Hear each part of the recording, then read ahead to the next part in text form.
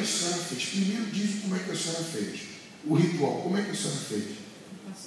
Semana passada eu cheguei da igreja na terça-feira. Como é que a senhora fez? Primeiro o que a senhora fez? Eu virei a camisa dele, do avesso, tinha um nó. Aí ele conseguiu dormir. A senhora, peraí, primeiro a senhora virou a camisa, trouxe a camisa na terça passada. Então, vamos devagar. A senhora assistiu na televisão. Uma hora. Aí a senhora virou a peça dele ao avesso, deu um nó e trouxe aqui, na terça passada. E a senhora pegou a camisa de quem? Meu filho. Ele não estava aqui dormindo? E na noite, o pastor ordenava no quarto, a cozinha, pegando as coisas para comer. Em casa, eu tinha que comer o açúcar comigo.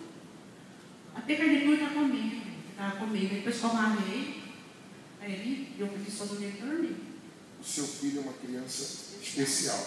O filho dela é uma criança especial.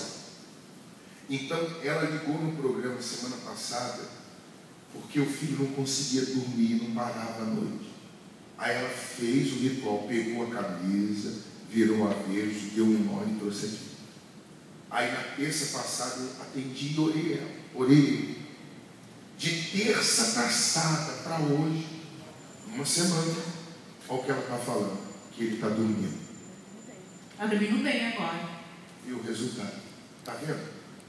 Se não fosse de Deus, não teria resultado. Não teria. Se fosse errado, não teria resultado. Porque Deus não abençoa o que é errado. Deus abençoa o que é certo. Muito obrigado. Deus abençoe a senhora.